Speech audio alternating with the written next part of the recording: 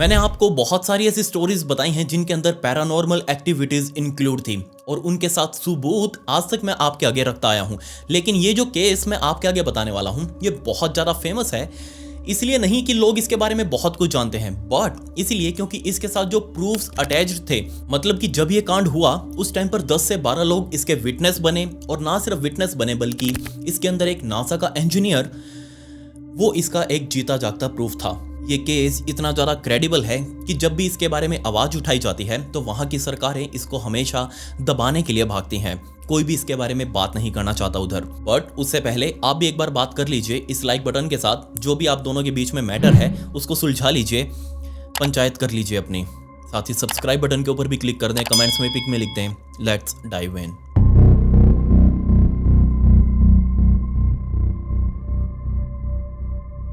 इस बहुत ही unbelievable incident को समझने के लिए हमें अमेरिका के टेक्सास में जाना पड़ेगा। और दिन था 29 दिसंबर 1980 का, जब रात के 9 बजे 57 साल की विकी लैंड्रम अपनी बहुत ही खास दोस्त बैटी, ये दोनों अपनी गाड़ी के अंदर बैठी हुई थी, और साथ में विकी का पोता कोल भी, जो कि उस टाइम पर तकरीबन 8 साल के आसपास का था, वो भी इनके आगे पैसेंजर सीट पर साथ ही बैठा हुआ था। असल में तीनों अभी खाना खाकर हॉफमैन ट्रक स्टॉप से बाहर निकले थे और अपने घर की तरफ जा रहे थे। तभी इनकी गाड़ी चलते चलते अंदर से फॉग से भर गई। अब क्योंकि बाहर बहुत ज्यादा ठंड थी और अंदर इन लोगों ने अपनी गाड़ी के अंदर हीटर चला रखा था, तो आपने नोटिस किया होगा कि कई बार हमारे जो आगे वाला शीशा होता है, विंडशील्ड, उसके ऊपर बहुत सारी पानी की बूंदें जम जाती हैं, ओस से जम जाती है। और ऐसा इसलिए क्योंकि बाहर बहुत ज़्यादा ठंड है, अंदर बहुत ज़्यादा गर्मी है, तो ये टेम्परेचर डिफरेंस की वजह से शीशे के ऊपर पानी जम जाता है। और इस पानी को हटाने के लिए, ताकि हम क्लियरली देख सकें, गाड़ी के अंदर एक स्विच होता है डीफॉग करने का।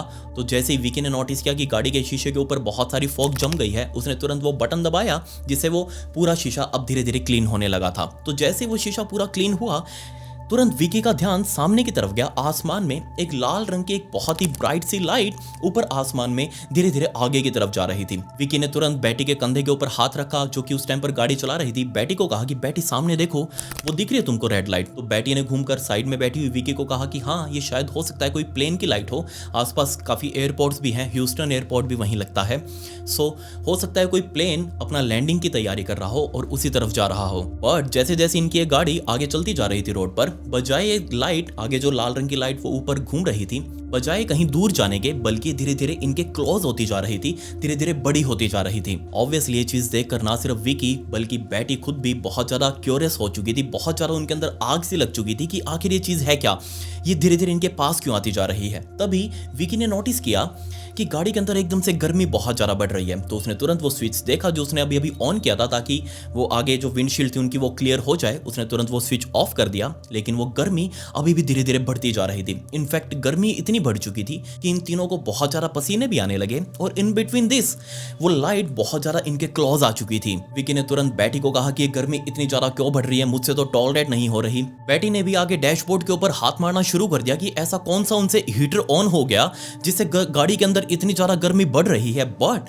ये सब बातें दोनों आपस में कर ही रहे थे कि तभी विकी का ध्यान सामने की तरफ गया, उस लाइट की तरफ। वो लाइट कुछ ही मोमेंट में बहुत स्पीड से उनकी गाड़ी की तरफ बिल्कुल पास आकर उनसे रुकी, तकरीबन 150-200 फीट दूर। तभी विकी ने बैटी की तरफ हाथ मारा कि बैटी गाड़ी रोको, वो लाइट बहुत क्लोज आ चुकी है हमारे। तुरंत बैटी ने भी अपनी गाड़ी के ब्रेक्स लगाए और गाड़ी एक पॉइंट पर आकर रुक चुकी थी। ये लाइट अभी उनसे तकरीबन 150 फीट के आसपास दूर होगी और उनकी गाड़ी के अंदर गर्मी बहुत ज्यादा बढ़ती जा रही थी। वो चीज जो अभी तक उनको एक लाइट लग रही थी, वो कोई लाइट नहीं थी बल्कि एक अजीब सा एयरक्राफ्ट था जो बिल्कुल उनकी गाड़ी के सामने आकर रुक चुका था।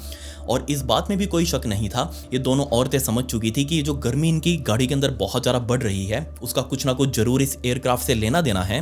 बट तभी इन दोनों ने नोटिस किया ये एयरक्राफ्ट बिल्कुल भी जाना पहचाना सा नहीं लग रहा, क्योंकि आमतौर पर जो एयरक्राफ्ट हमारे यहाँ बनाए जाते हैं उसके बारे में पूरी दुनिया को पता है कि वो कैसे दिखते हैं। लेकिन ये जो चीज उनके सामने अभी हवा के ऊपर तैर रही थी, ये बिल्कुल भी जाना पहचाना सा नहीं लग रहा था। ये असल में गाड़ी से थोड़ा सा बड़ा और डायमंड शेप में, जैसे हमारी काजू कतली होती है, बिल्कुल उसी शेप में, डायमंड शेप में ये एयरक्राफ्ट था और हवा में ऊपर ऐसे तैर रहा था। और इसके अंदर से बहुत अजीब सी रॉर करने की आवाज वो बहुत तेज निकल रही थी, जो इनके कानों को फाड़ रही थी। साइमल्टेनियसली इस एयरक्राफ्ट के नीचे से कुछ मोमेंट्स के अंदर आग का एक बहुत बड़ा गुबार बार बार निकल रहा था, जो कि ऑब्वियसली इसको थ्रस्ट दे रहा होगा, जिसकी वजह से हवा में तैर रहा था। वो आग सीधा जाकर नीचे रोड पर लगती, जो कि अब नीचे रोड भी काला सा पड़ चुका था। अब आप बस सोच कर देखिए, आप ऐसे गाड़ी चला रहे हो, रात के टाइम पर अपने घर जा रहे हो अपने दोस्त के साथ, और आपके सामने एक अजीब सा एयरक्राफ्ट आ जाए जिसके अंदर से बहुत अजीब सी आवाज़ आ रही हो, बहुत ज़्यादा गर्मी आपकी गाड़ी के अंदर बढ़ गई हो, आप ऐसी चीज़ को पहली बार आपके सामने देख रहे हो, तो आप क्या करेंगे? एग्जैक्टली यही हाल इन दोनों का भी था। इनफैक्ट जो इनके साथ 8 साल का कोल्बी नाम का वो बच्चा था, यानी कि विकी का पोता, वो तो बहुत जोर जोर से रोने लग गया, क्योंकि अब वो पैसेंजर सीट में विकी के आगे खड़ा था। तो तुरंत विकी ने उसको अपनी बाहों में ले लिया, ऐसे अपनी गोदी में बैठा लिया और उसको चुप करवाने की कोशिश करने लगी कि बिल्कुल शांत हो जाओ, कुछ नहीं है, ये यहाँ से चला जाएगा अभी और हम अपने घर पहुंच जाएंगे। बट कोल्बी बहुत जोर जोर से रोए जा रहा था। पैटी ने अपने साइड वाले शीशे से बाहर की तरफ देखा कि क्या वो अपनी गाड़ी को दोबारा से घुमा सकती है, लेकिन ये रोड बहुत ज्यादा पतला सा था, या तो गाड़ी यहाँ पर चल सकती थी या फिर आ सकती थी, घुमाने का वापस गाड़ी तो कोई चांस ही नहीं था। सो इनके पास कोई और ऑप्शन ही नहीं था यहाँ पर रुकने के, क्योंकि वो सीधा भी नहीं जा सकते। ये एयरक्राफ्ट, ये अजीब सी चीज अभी भी यहाँ ऊपर तैर रही है हवा में और उसके नीचे से आग निकल रही है बार बार, वो इसके अंदर जाने का भी रिस्क नहीं ले सकते। तब विकी और बैटी ने डिस्कस किया कि हमें यहीं पर रुककर वेट करना चाहिए, ये एयरक्राफ्ट अपने आप चला जाएगा, क्योंकि ना तो ये नीचे उतर रहा ना ही ये ऊपर जा रहा, ये बस यहाँ पर खड़ा खड़ा तैर रहा है और पीरियोडिकली इसके अंदर से वो आग निकल रही है जो कि बहुत ज़्यादा गर्मी पैदा कर रही थी। सो ये दोनों वहीं पर खड़ी खड़ी वेट करती रही, लेकिन कुछ मिनट बीत जाने के बाद भी ये एयरक्राफ्ट अभी तक कहीं नहीं गया, ये अभी भी वहीं तैर रहा था। सो विकी और बैटी दोनों ने सोचा कि अब हमें कुछ करना चाहिए, ये तो यहाँ से जाने का नाम ही नहीं ले रहा। बैटी ने घूमकर विकी को कहा कि क्या मुझे बाहर जाकर देखना चाहिए कि आखिर यहाँ क्या मामला है, क्योंकि अंदर इतनी गर्मी है, मुझसे तो बैठा नहीं जा रहा। सो तुरंत विकी ने कहा कि हाँ, शायद हमें बाहर जाकर देखना चाहिए। तुरंत बैटी ने अपनी साइड वाला और ड्राइवर साइड वाला दरवाजा खोला, गाड़ी से बाहर निकली और उसने अपना दरवाजा बंद कर दिया। और तभी साइड में बैठी हुई विकी ने भी कोल्बी को अंदर ही रहने के लिए कहा कि तुम यहीं सीट पर बैठो, मैं बाहर जाकर देखती हूँ कि आखिर क्या बीमारी है। सो जैसे विकी ने भी अपने साइड वाला दरवाजा खोला, इतने में ही ये एयरक्राफ्ट, इसके अंदर से एक बहुत जोर से आवाज आई और ये बहुत ऊंचाई पर जा चुका था और वहां से गायब हो गया, आगे की तरफ वो जा चुका था।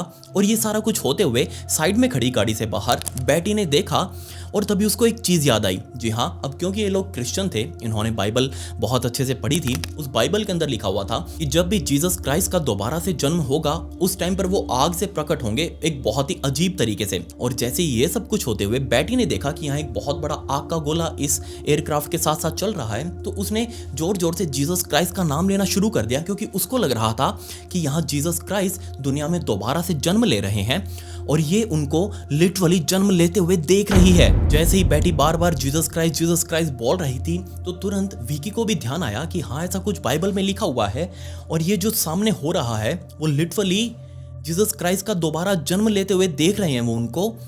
ये इनके लिए एक बहुत ही भक्ति भावना भरा पल था। विकी भी गाड़ी से उतरकर जोर जोर से जीसस क्राइस्ट बोलने लगी उस आग की तरफ देखकर, जो कि अब उनसे काफी दूर जा चुकी थी। लेकिन तभी कोल्बी, जो कि गाड़ी के अंदर बैठा हुआ था, उसने और जोर जोर से रोना शुरू कर दिया। विकी का ध्यान जीसस क्राइस्ट से हटकर अपने पोते की तरफ गया। उसने दोबारा से गाड़ी का दरवाजा खोला, अपने पोते को जाकर समझाने लगी, उसको अपने गले से लगाया और उसको शांत करवाने लगी, क्योंकि वो बहुत जोर जोर से रो रहा था। जब विकी कोल्बी को शांत कर रही थी, उस टाइम पर बैटी बाहर थी और वो उस एयरक्राफ्ट की तरफ डायरेक्टली देख रही थी। लेकिन तकरीबन 4 से 5 मिनटों तक ये सब कुछ होता हुआ सबने देखा और तभी एक बहुत जोर से रॉर की आवाज आई, एक बहुत अजीब सी, बहुत ही गहरी साउंड विकी और बैटी और कोल्बी तीनों ने सुनी। तुरंत विकी का ध्यान बाहर की तरफ गया, क्योंकि वो आवाज उनके ऊपर से आ रही थी। और जैसे ही विकी ने ऊपर की तरफ देखा, वो जहाज, वो एयरक्राफ्ट इनकी गाड़ी के बस कुछ फीट ऊपर था और उनके ऊपर ही वो आग अब लिटरली आ रही थी। इससे पहले कि ये लोग और कुछ कर दे, तुरंत भागकर बैठी अपनी गाड़ी की तरफ आई, अपनी गाड़ी का दरवाजा खोला, अंदर की तरफ बैठी और अंदर जोर जोर से सांस लेने लगी, क्योंकि वो बहुत ज्यादा डर चुकी थी और उसको बहुत ज्यादा गर्मी लग रही थी। बट विकी और बैटी के देखते ही देखते वो एयरक्राफ्ट इनकी गाड़ी से वापस रोड में आगे की डायरेक्शन में जाने लगा। और तभी इन लोगों ने नोटिस किया कि इस एयरक्राफ्ट के आसपास बहुत सारे मिलिट्री के, आर्मी वाले हेलीकॉप्टर्स इस एयरक्राफ्ट के आसपास आ चुके हैं और इसको एस्कॉर्ट कर रहे हैं। ऐसा लग रहा था जैसे वो सारे हेलीकॉप्टर्स इस एयरक्राफ्ट को सिक्योरिटी देने के लिए यहाँ पर पहुंचे हैं। और जैसे उन हेलीकॉप्टर्स ने इस एयरक्राफ्ट के चारों तरफ घेरा बनाया अपना, ये एयरक्राफ्ट उनके रूल फॉलो कर रहा था और वो सारे हेलीकॉप्टर्स इस एयरक्राफ्ट को अपने साथ लेकर आगे की तरफ जा चुके थे। बैटी, कोल्बी और विकी तीनों ने अपनी गाड़ी से उन हेलीकॉप्टर्स के बीच इस एयरक्राफ्ट को जाते हुए दूर तक देखा और उसके बाद ये हवा के अंदर सारी चीजें जो ऊपर उड़ रही थी, ये सारी चीजें गायब हो चुकी थी। साइड में बैठी हुई बैटी ने विकी को कहा कि शायद हो सकता है हमने जीसस क्राइस्ट के जन्म को दोबारा से देखा हो, लेकिन विकी ने मना कर दिया कि नहीं, मुझे नहीं लगता कि यहाँ जीसस क्राइस्ट का दोबारा जन्म हुआ है, बल्कि ये कोई यूएस मिलिट्री की एक्सरसाइज है, ये कोई वो प्रैक्टिस कर रहे होंगे अपनी, युद्धाभ्यास वगैरह कर रहे होंगे और वही चीज़ हमने होती हुई देखी है। खैर बाद में इन दोनों ने डिस्कस किया कि अब हमें घर चलना चाहिए, जो भी ये चीज़ थी, जो भी ये यूएस मिलिट्री की प्रैक्टिस थी, ये फाइनल हो चुकी है और अब हमें आगे की तरफ बढ़ना चाहिए। तुरंत बेटी ने गाड़ी की चाबी घुमाई, गाड़ी स्टार्ट हो चुकी थी और वो जो रोड आगे से जला हुआ था, पूरा काला पड़ा हुआ था, उसके ऊपर से अपनी गाड़ी क्रॉस करते हुए तकरीबन 45 मिनटों बाद ये लोग फाइनली विकी के घर पर पहुंच चुके थे। विकी और कॉल्बी पैसेंजर सीट से गाड़ी से नीचे उतरे, दोनों ने बाय किया बेटी को। बेटी अपनी गाड़ी चलाते हुए अपने घर की तरफ निकल चुकी थी। बेशक कॉल्बी, विकी और बेटी तीनों के पास बातें करने के लिए बहुत कुछ था, लेकिन इस 45 मिनटों के रास्ते में इन तीनों ने एक भी वर्ड आपस में नहीं बोला। बस ये लोग गाड़ी में चलते जा रहे थे, इसके अलावा इनके बीच में कोई भी बात नहीं हुई और उतरते टाइम भी इन लोगों ने बस गुड नाइट किया, बाय बाय किया, इसके अलावा कुछ भी बात नहीं हुई। इनफैक्ट जब विकी और कॉल्बी गाड़ी से उतर गए थे तो भी दादी पोते के बीच में बहुत सारी बातें थी करने को, लेकिन इन दोनों ने भी कोई बातें नहीं करी। दोनों अपने बेड पर जाने के लिए बहुत ज़्यादा उतावले हो रहे थे। तो जल्दी विकी अपने कमरे में गई, कॉल्बी अपने कमरे में गया और आराम से जाकर सो चुके थे। अभी इन दोनों को सोए हुए कुछ ही देर बीती थी कि तभी कॉल्बी उठकर आया और विकी को बोलने लगा कि दादी। तुरंत विकी कॉल्बी को लेकर वॉशरूम में गई और उसको उल्टी करने के लिए कहा, क्योंकि उसको उल्टी आ भी रही थी। जल्दी कॉल्बी ने उल्टी करनी शुरू करी और तभी उसको उल्टी करता हुआ देख विकी का भी मूड बन गया उल्टी करने का और ये दोनों मिलकर अब उल्टियां कर रहे थे।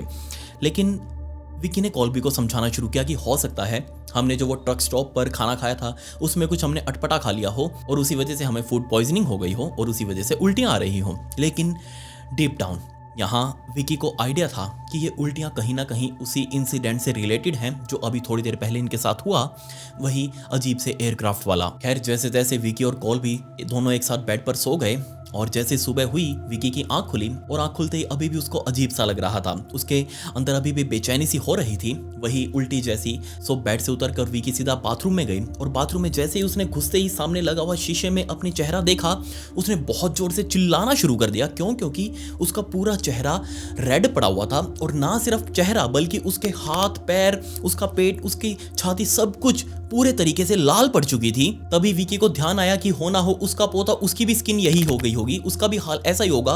वो तुरंत बाथरूम से भागते हुए अपने बेडरूम में गई, कॉल्बी का कंबल उठाकर उसके शरीर को देखने लगी। उसके शरीर पर भी जगह जगह लाल रंग के निशान थे, लेकिन इतनी बुरी हालत नहीं थी जितनी विकी की खुद थी। तभी विकी को दोबारा से पिछली रात वाला वो इंसिडेंट ध्यान आया। अब क्योंकि विकी खुद गाड़ी से बाहर उतरी थी और उसने वो एयरक्राफ्ट अपनी आंखों से देखा था गाड़ी से बाहर उतरकर, इसलिए उसको ज़्यादा ये ऐसे बर्निंग सेंसेशंस आए हैं। जबकि उसका पोता कॉल्बी वो गाड़ी के अंदर ही था, लेकिन फिर भी उसकी हालत थोड़ी ठीक थी, उससे तो ठीक ही थी। लेकिन तब विकी को ध्यान आया कि उसकी फ्रेंड बेटी वो तो और भी ज़्यादा टाइम तक गाड़ी से बाहर थी और वो तो उस एयरक्राफ्ट के पास तक गई थी, क्योंकि उसको लग रहा था कि जीसस क्राइस्ट दोबारा जन्म ले रहे हैं। उसके पीछे वो भागती भागती गई थी। तुरंत विकी भागते हुए अपने लैंडलाइन पर गई, उसने नंबर डायल किया, बेटी को कॉल किया, लेकिन रिंग जा रही थी। बेटी ने फोन नहीं उठाया, दोबारा ट्राई किया, लेकिन अभी भी रिंग ही जा रही थी, बेटी ने फोन नहीं उठाया। अंदर ही अंदर विकी को इमेजिन हो गया था कि उसका ये हाल है तो बेटी का तो हाल इससे भी बुरा या फिर बहुत बुरा होगा। विकी ने अपने हाथों को देखना शुरू कर दिया, जो निशान उसके लाल मार्क्स पूरे हाथ के ऊपर, पूरे शरीर के ऊपर बने हुए थे, उनको टच कर करके देखना शुरू कर दिया। और दिक्कत यहाँ ये थी कि जहाँ भी वो टच कर रही थी वहाँ से स्किन ऐसे छिलके की तरह उतर रही थी। वो तुरंत भागकर अपने पोते कॉल्बी के पास गई, उसके जो घाव वहाँ बने हुए थे उनको टच करना शुरू कर दिया, लेकिन किस्मत से उसके घाव इतने भी बुरे नहीं थे कि उसकी स्किन ऐसे उतर उतर कर गिरने लगे। लेकिन वो इमेजिन कर सकती थी कि बेटी का क्या हाल होगा। दिक्कत यहाँ ये थी कि विकी और कॉल्बी के पास इतना पैसा नहीं था कि वो किसी डॉक्टर के पास जाकर अपना ट्रीटमेंट करवा सके, लेकिन अभी उसकी फर्स्ट प्रायोरिटी ये थी कि वो अपने दोस्त को जाकर सबसे पहले चेक करे। तुरंत उसने अपनी गाड़ी उठाई, सीधा गाड़ी को भगाते हुए बेटी के घर पर गई। उसका दरवाज़ा खटखटाने लगी, लेकिन अंदर से दरवाज़ा किसी ने नहीं खोला। वो ज़ोर ज़ोर से बाहर खड़े होकर बेटी बेटी बेटी चिल्लाने लगी, लेकिन बेटी ने दरवाज़ा नहीं खोला। जिसके बाद जो घर का डोर नॉब था, उस दरवाजे का डोर नॉब था, उसने वो डोर नॉब घुमाया और ये दरवाजा खुला हुआ था।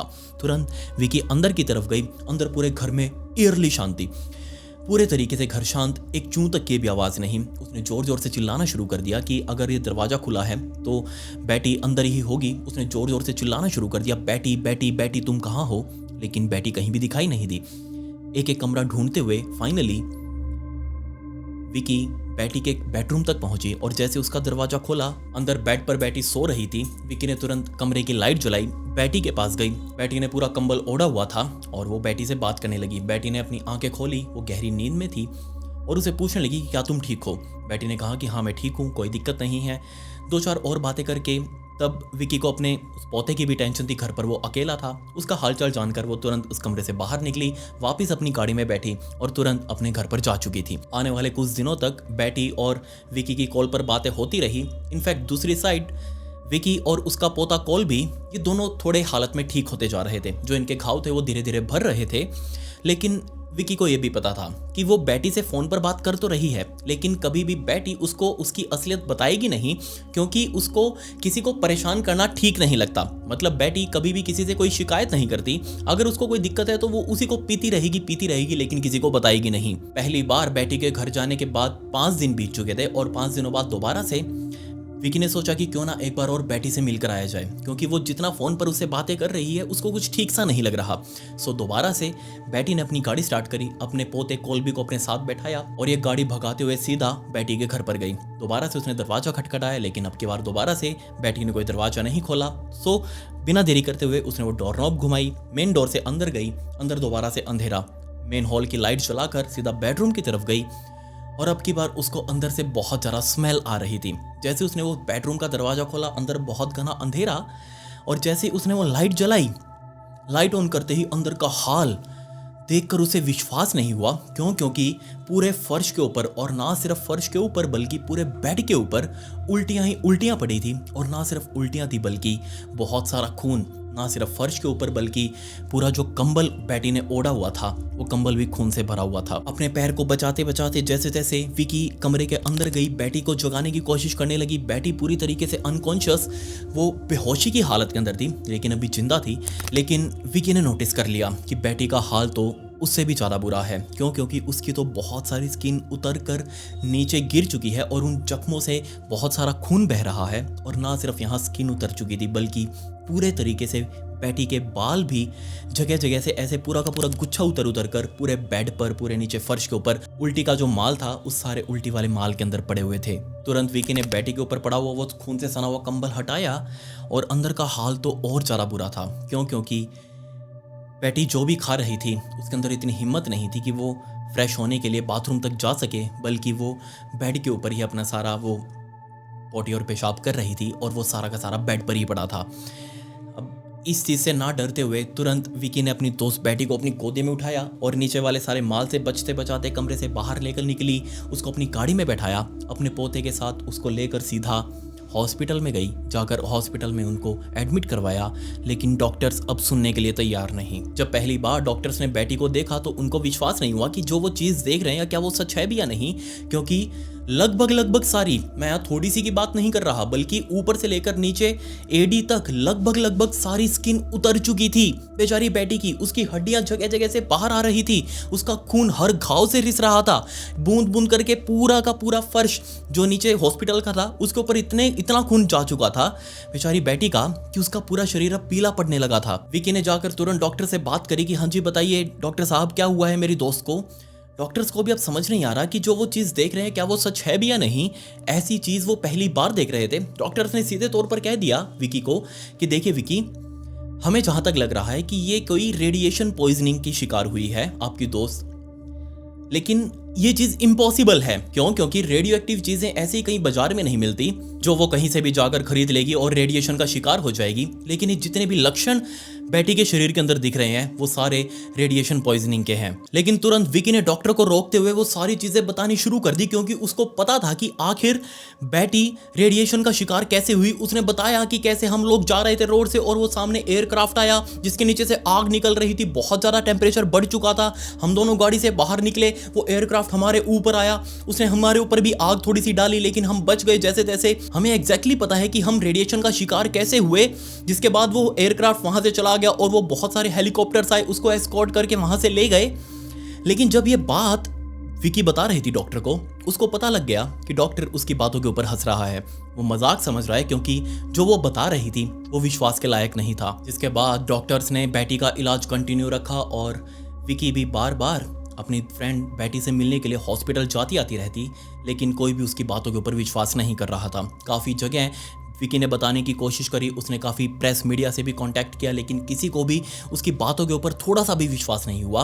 और तकरीबन 1 महीना बीत चुका था जब पैटी को हॉस्पिटल में एडमिट करवाया था। 1 महीने बाद घर पर बैठे बैठे विकी ने अपने लोकल सेनेटर, जैसे हमारे यहाँ MP MLA होते हैं, वहाँ पर सेनेटर्स होते हैं, 1 महीने बाद विकी ने लोकल सेनेटर को फ़ोन किया और उस सेनेटर के सेक्रेटरी ने वो फ़ोन उठाया। और जैसे वो फ़ोन उठाया, विकी ने तुरंत दोबारा से बताना शुरू कर दिया कि 1 महीने पहले मैं और मेरी दोस्त ऐसे ऐसे जा रहे थे, हमें वो सब कुछ दिखा। उसने एग्जैक्टली एक एक डिटेल उस सेक्रेटरी को बताई। विकी की सारी बातें सुनने के बाद सेनेटर के सेक्रेटरी ने तुरंत कह दिया विकी को कि ठीक है, मैंने आपकी सारी बातें सुन ली हैं, समझ ली हैं, और ये जो भी आपने बताया है मैं तुरंत जाकर सेनेटर को बता दूंगी, और जैसे भी उनको टाइम मिलेगा वो आपके साथ कांटेक्ट करेंगे। ये बोलकर उसने फ़ोन कट कर दिया और इस फ़ोन के साथ विकी की सारी होप, सारी जितनी भी उम्मीदें थी इस बहुत ही अनबिलीवेबल इंसिडेंट को दुनिया के सामने लाने की, वो सारी उम्मीदें टूट चुकी थी।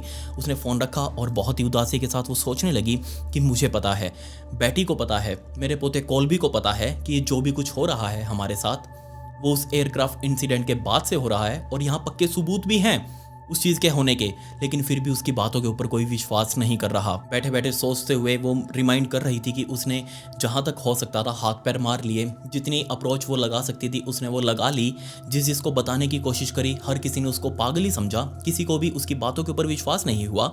लेकिन एट द एंड उसके माइंड में एक चीज़ घूम रही थी, और वो थी एक जगह जहाँ उसने अभी तक कॉल नहीं किया था।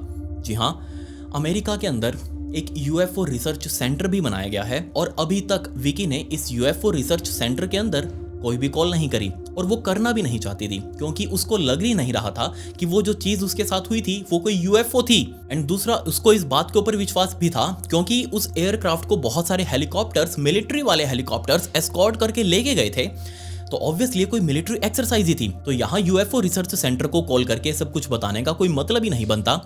लेकिन एट द एंड उसको ये फ़ोन करना था, उसको बताना था, लेकिन उसके माइंड में ये था कि अगर उसने UFO सेंटर में फ़ोन किया तो जहां अभी तक वो लोगों को बताती आ रही थी कि मिलिट्री एक्सरसाइज की वजह से हमारे साथ ये सब कुछ हुआ, वहां अगर उसने UFO वाली बात जोड़ दी तो सभी लोग उसको और पागल कहेंगे कि यहाँ ये अभी तक तो मिलिट्री वाली बात रटती आ रही थी, अब उसने वो एलियन वाला एंगल इसके अंदर डाल दिया है और उस चीज़ को UFO बता रही है, ये खुद अपने माइंड के अंदर नहीं है। बट उसने हिम्मत करके अपने फ़ोन बुक डायरेक्टरी उठाई जिसके अंदर सारे नंबर लिखे होते हैं पूरे देश में जहाँ जहाँ वो ज़रूरी होते हैं। आपने पहले देखा होगा, आजकल तो सभी नेट से नंबर निकाल लेते हैं, लेकिन पहले डायरेक्टरी चला करती थी जिसके अंदर सारे मेन नंबर्स लिखे होते थे। सो तुरंत उसने वो डायरेक्टरी उठाई और अमेरिका के अंदर जो UFO रिसर्च सेंटर बना हुआ है टेक्सास के अंदर, उसका नंबर निकाला, अपने लैंडलाइन के ऊपर डायल किया और डायल करके सारी चीज़ें बताई। उन्होंने भी नोटिस कर ली, लेकिन कोई जवाब नहीं आया। उसके कुछ दिनों बाद नासा में काम कर चुके फॉर्मर इंजीनियर जॉन सुशलर, वो अब इस UFO रिसर्च सेंटर के अंदर काम कर रहे थे। और ये स्टोरी जो विकी ने कुछ दिनों पहले फ़ोन करके इस UFO रिसर्च सेंटर के अंदर बताई थी, ये स्टोरी वहाँ जो सुन रहा था, जिस टाइम पर वो फ़ोन पर था वो बंदा, उसने सारी लिख ली थी और बाद में वो फाइल वहीं पर बंद करके रख दी।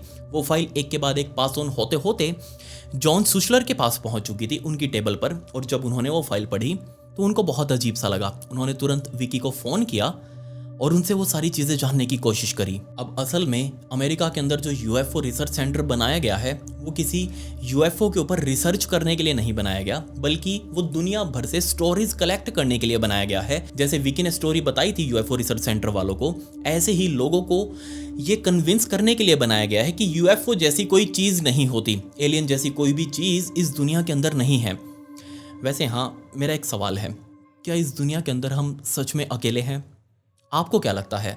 आप अपनी राय नीचे कमेंट्स में ज़रूर दें। मेरा तो पर्सनली ये मानना है दोनों ही सिचुएशन बहुत ज़्यादा डरा देने वाली हैं।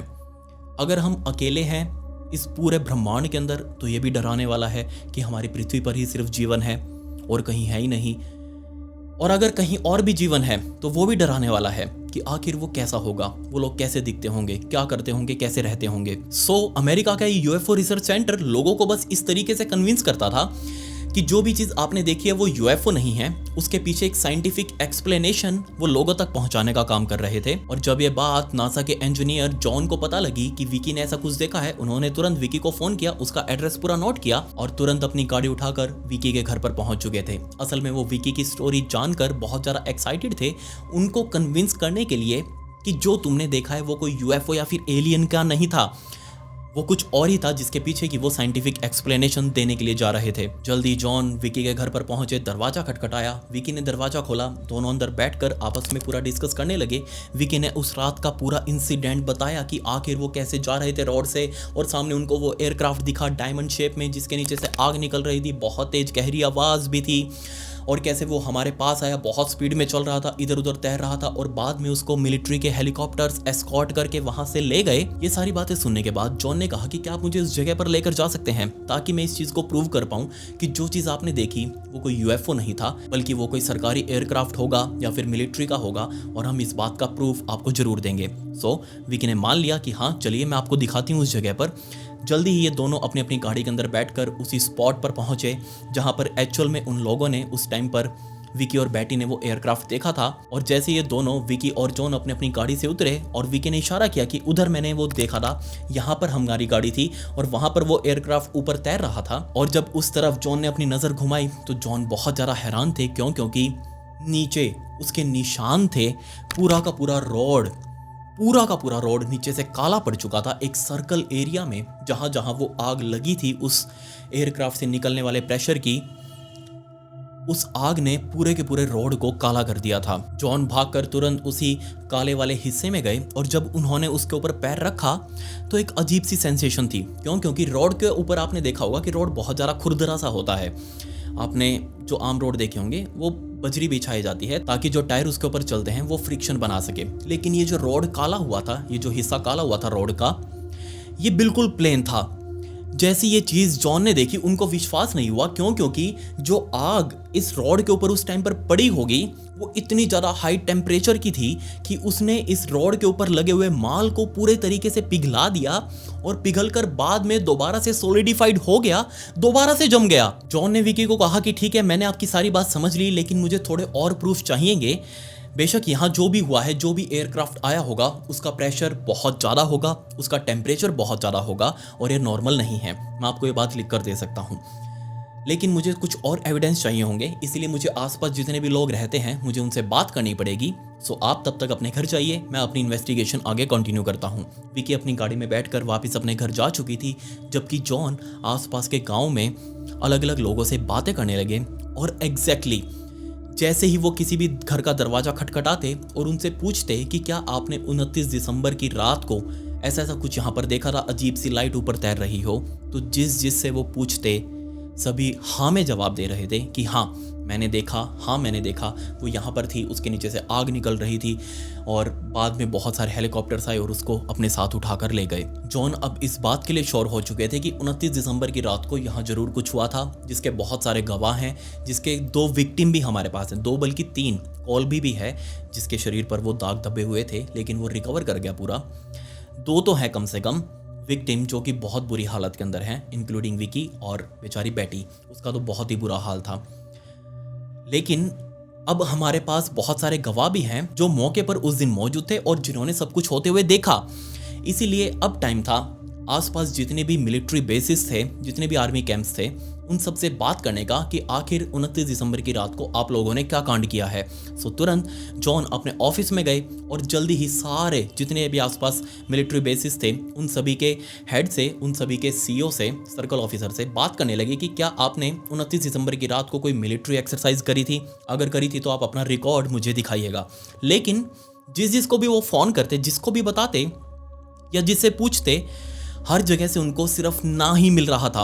29 दिसंबर 1980 की रात को टेक्सास के इस इलाके के अंदर एक भी मिलिट्री एक्सरसाइज नहीं की गई, जिसका मतलब साफ था कि जो चीज़ विकी और बैटी ने देखी थी अपनी गाड़ी में बैठकर, वो कोई मिलिट्री एयरक्राफ्ट नहीं था। और बाद में जो हेलीकॉप्टर्स आए थे उस एयरक्राफ्ट को एस्कॉर्ट करने के लिए, वो भी कोई मिलिट्री के एयरक्राफ्ट नहीं थे।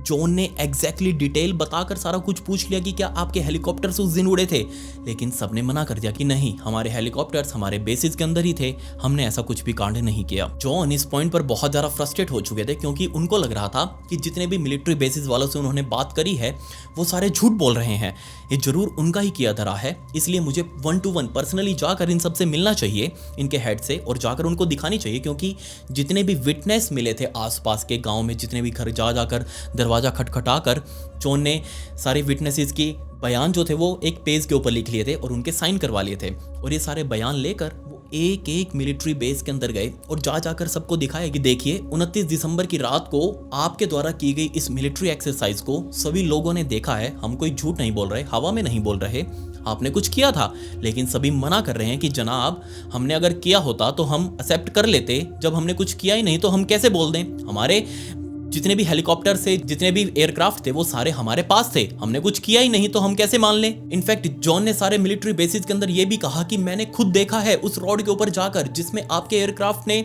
बहुत नीचे आकर वो थ्रस्ट दिया होगा, वो आग का गोला नीचे फेंका होगा जिससे बेचारा वो रोड तक पिघल गया। मैं जाकर उसको देख कर आया, उसका निशान अभी तक है। आप मुझे कैसे बेवकूफ बना सकते हैं। लेकिन सारे मिलिट्री वालों ने कह दिया कि जनाब आप कुछ भी कर लीजिए, कितने भी एविडेंस इकट्ठे कर लीजिए, जब हम वहां थे ही नहीं, हमने कुछ किया ही नहीं तो हम एक्सेप्ट नहीं करने वाले। ना ही हमारे कोई एयरक्राफ्ट गए, ना ही हमारे कोई जवान गए, हमने कुछ नहीं किया, हमें छुट्टी दे दो, आप यहाँ से जा सकते हो बाबूजी। जिसके बाद जॉन वापस अपने घर जा चुके थे, लेकिन वो अभी भी माइंड से फ्रस्ट्रेट थे क्योंकि उनको लग रहा था कि वो कुछ चीज़ को मिस कर रहे हैं, कुछ चीज़ है जो उनसे छूट रही है और वो उनके सामने नहीं आ रही। लेकिन दिन बीतते रहे, बजाय कुछ और बाहर निकलने के, बल्कि बेटी जो बेचारी अब बार बार हॉस्पिटल से कभी वो छुट्टी लेकर घर आ जाती और वापस हॉस्पिटल में उसको भर्ती होना पड़ता, उसकी हालत धीरे धीरे और गिरती जा रही थी। जबकि दूसरी तरफ उसकी सबसे खास दोस्त विकी, उसकी भी हालत अब गिरती जा रही थी। उसकी आंखों के अंदर कैटरैक्ट हो चुका था, उसकी भी अब तबीयत कुछ ठीक नहीं थी। इसके कुछ दिनों बाद दोबारा से जॉन के पास एक कॉल आया और ये कॉल किसी और का नहीं बल्कि जो 12 विटनेस, जो 12 गवाह इकट्ठे किए थे जॉन ने, जिनके बयान लिए थे, उनमें से ही एक का था। और कॉल करके उसने कहा कि जॉन, हमने अभी अभी कुछ ऐसा देखा है जिसके ऊपर आप विश्वास नहीं करेंगे। उसने सारा कुछ जॉन को बताया और जब जॉन ने वो सुना, लिटरली उसका दिल बाहर आने को था। क्यों? क्योंकि उसको पता था कि मिलिट्री उससे झूठ बोल रही है और 29 दिसंबर के दिन जो भी कुछ हुआ उसमें उनका हाथ जरूर था और उन्हीं की वजह से ही बेचारे कॉल भी, विकी और बेटी, उनका आज ये हाल हो रहा है। असल में इस फोन करने वाले व्यक्ति ने बताया था कि अभी अभी हमारे घर के सामने से बहुत सारी सरकारी मशीनें गई हैं रोड बनाने वाली और एग्जैक्टली उसी स्पॉट पर जाकर रुकी हैं जिस स्पॉट के बारे में आप बात कर रहे थे। और वो एयरक्राफ्ट जिसने उस रोड पर स्पॉट बनाया था अपनी आग से, जो वो रोड मेल्ट हुआ था, एग्जैक्टली उसी स्पॉट पर जाकर वो सारी मशीनें रुकी और बिना किसी ट्रैफिक इंस्ट्रक्शंस के, बिना किसी को बताए, ये मशीनें वहां जाकर तुरंत काम पर लग गई। इन लोगों ने पर्टिकुलरली सिर्फ वो वाला हिस्सा जो कि काला हो चुका था सर्कल में उस रोड के ऊपर, उस काले हुए हिस्से को काटा, वहां पर नया कंक्रीट का मसाला भरा और उसके ऊपर रोड रोलर चलाकर पूरा रोड एक जैसा बना दिया। जो हिस्सा इन्होंने काटा था वो हिस्सा ये लोग अपने साथ मलबा बनाकर लेकर जा चुके थे। जिसके बाद दोबारा से जॉन ने उस रोड पर, उसी स्पॉट पर जाकर देखा कि यहाँ तो नया रोड बनाया जा चुका है। मतलब जो एकमात्र एविडेंस था इस पूरे इंसिडेंट का, वो भी अब गायब हो चुका है। सरकार ने उसे भी उड़ा दिया और अब उनके पास कुछ भी नहीं है। सिर्फ 3 विक्टिम है, विकी, बेटी और कॉल भी, इसके अलावा कुछ भी नहीं। और इन तीनों की बातों के ऊपर कोई विश्वास नहीं कर रहा। इनफैक्ट जॉन जहां अभी सभी लोगों को यूएफओ रिसर्च सेंटर के अंदर काम करते हुए ये बताते आए थे कि यूएफओ जैसी कोई चीज़ नहीं होती, लेकिन अब की बार वो खुद बहुत ज़्यादा कन्विंस्ड थे क्योंकि ये केस आज तक के इतिहास का, पूरी दुनिया के इतिहास का सबसे क्रेडिबल केस है यूएफओ साइटिंग का, जिसके अंदर विक्टिम्स ने आकर खुद बयान दिए।